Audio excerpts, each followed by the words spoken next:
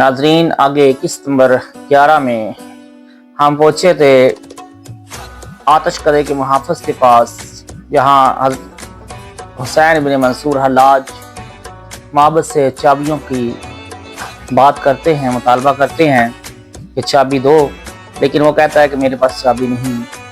आगे हम चलते हैं कि आपने कैसे उसका ताला खोला। फरमाते हैं हाँ, मगर हम वफ़ज़ खुदा मजबूर नहीं है। हज़रत मंसूर हल्लाज ने फरमाया, उस वक़्त आपकी एक लंबी अबा पहने हुए थे।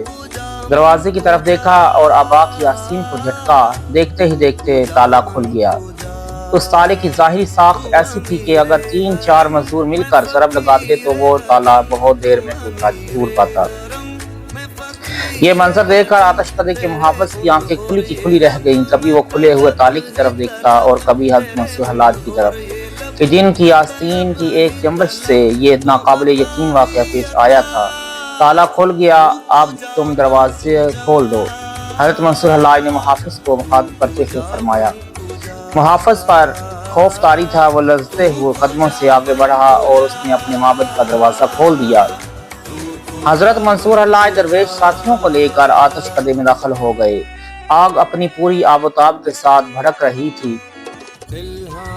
उस आग की क्या हकीकत है? हज़रत हुसैन बिन मंसूर ने मुहाफ़िज़ को मुखातिब करते हुए फरमाया, ये इस आग का हिस्सा है जिसमें हज़रत इब्राहीम अलैहिस्सलाम डाले गए थे।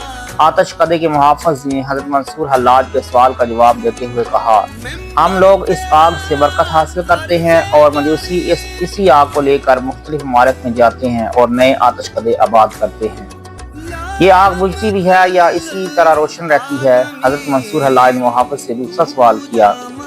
ये आग हमा वक़्त रोशन रहती है। मुहाफ़िज़ ने जवाब दिया, हमारे बुजुर्गों पेशवाओं का कहना है कि ये आग उस वक़्त बुझेगी जब रोज़ ज़मीन पर क़यामत का नुज़ूल शुरू हो जाएगा। हज़रत मंसूर हल्लाज ने भड़कती हुई आग पर एक नज़र की और मुहाफ़िज़ से मुखातिब हुए, तुम्हारी रिवायतों के मुताबिक क्या कोई ऐसा शख्स है जो इस आग को बुझाने की कुदरत रखता है? हमने अपनी किताब में पढ़ा है कि हज़रत ईसा अलैहिस्सलाम के सिवा कोई हस्ती इस आग को बुझाने की ताकत नहीं रखती। आतश कदे के मुहाफ़िज़ ने जवाब दिया। हज़रत मंसूर हल्लाज ने दोबारा आग पर नज़र की और अपनी आस्तीन को झटक दिया। दूसरे ही लम्हे वो भड़कती हुई आग बुझ गई और हज़रत हुसैन बिन मंसूर के हमरा आने वाले दरवेश हैरत ज़दा रह गए। ये मंजर देखकर आतश कदे का मुहाफ़िज़ चीखने लगा, क़यामत आ गई, क़यामत आ गई। हज़रत मंसूर हल्लाज ने मुहाफ़िज़ से पूछा, तो किस क़यामत की बात कर रहा है? वही क़यामत जिससे एक दिन आना है। मुहाफ़िज़ की चीखों में इजाफा हो गया था। अल्लाह ताला ने कहा कि वही क़यामत की घड़ी होगी जब मशरिक़ और मग़रिब में मजूसियों की आग बुझा दी जाएगी। तुम्हारा अक़ीदा कुछ भी हो, मगर हमारे नज़दीक कभी क़यामत नहीं आई। हज़रत मंसूर हल्लाज ने मुहाफ़िज़ की चीखें सुनकर फरमाया, क्या इस आग को दोबारा रोशन किया जा सकता है? इस झैल में तुम्हारी किताबें क्या कहती हैं? हमारी किताबें वाज़िया तौर पर तहरीर है कि इस आग को वही शख्स दोबारा रोशन कर सकता है जो इसे बुझाने की कुदरत रखता हो। आतश कदे के मुहाफ़िज़ ने खौफ व दहशत से लरज़ते हुए कहा, फिर तुम इस शख्स को पुकारो जो बुझी हुई आग को रोशन कर सके। यह कहकर हज़रत मंसूर हल्लाज वापस जाने लगे। आतश कदे के मुहाफ़िज़ ने घबरा कर हज़रत हुसैन बिन मंसूर का दामन पकड़ लिया और गरिया उज़ारी करने लगा, ये आग तुम्हारे ही एक इशारे से बुझी थी और तुम ही इसे रोशन कर सकते हो। हज़रत मंसूर हल्लाज मुहाफ़िज़ की आहो फगा सुनकर खामोश रहे। आतश कदे का मुहाफ़िज़ ज़ारो कतार रो रहा था। आखिर हज़रत मंसूर हल्लाज ने फरमाया, तेरे पास कोई ऐसी चीज़ है जो इन दरवेशों को पेश की जा सके? हाँ, मेरे पास दीनारों से भरा हुआ एक संदूक है, आतश कदे के मुहाफ़िज़ ने कहा। फिर वो संदूक उठा ला और मेरे मेहमानों की खिदमत में पेश कर दे। हज़रत हुसैन बिन मंसूर ने फरमाया, तो फिर मैं तेरे माबद की बुझी हुई आग को दोबारा रोशन कर दूंगा। मुहाफ़िज़ खुशी खुशी दौड़ता हुआ गया और संदूक उठा लाया। वक्तन वो दीनारों से भरा हुआ था।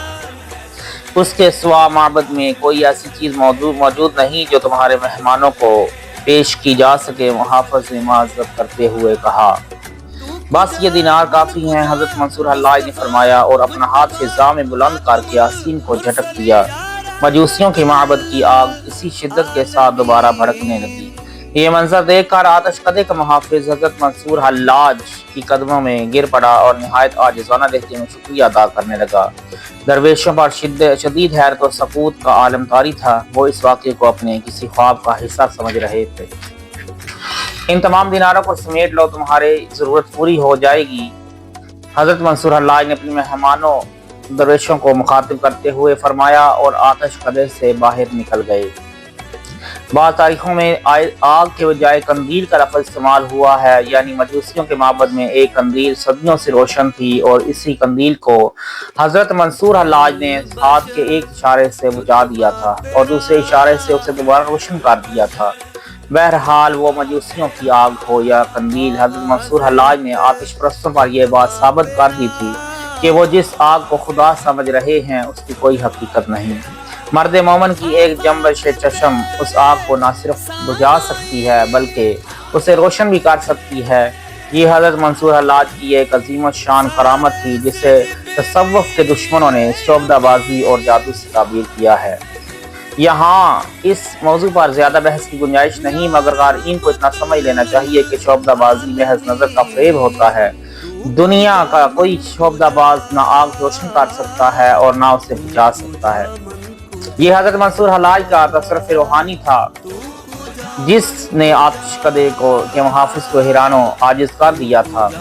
بعض مخالفین نے حضرت منصور حلاج کی اس کرامت کو تسلیم کرتے ہوئے یہ اعتراض شدید وارد کیا ہے کہ آپ نے دینار حاصل کرنے کے لیے جبر سے کام لیا، پہلے آگ کو بجھایا اور پھر اسے روشن کرنے کے لیے محافظ سے معاوضہ طلب کیا۔ ہمارے نزدیک حضرت منصور حلاج کا یہ عمل جبر اور زبردستی نہیں، دراصل یہ عقائد کی جنگ تھی اور آتش پرست جنگ ہار گیا تھا۔ دنیا کا ہمیشہ سے یہی اصول رہا ہے کہ جنگ ہار جانے والے کو خراج ادا کرنا پڑتا ہے۔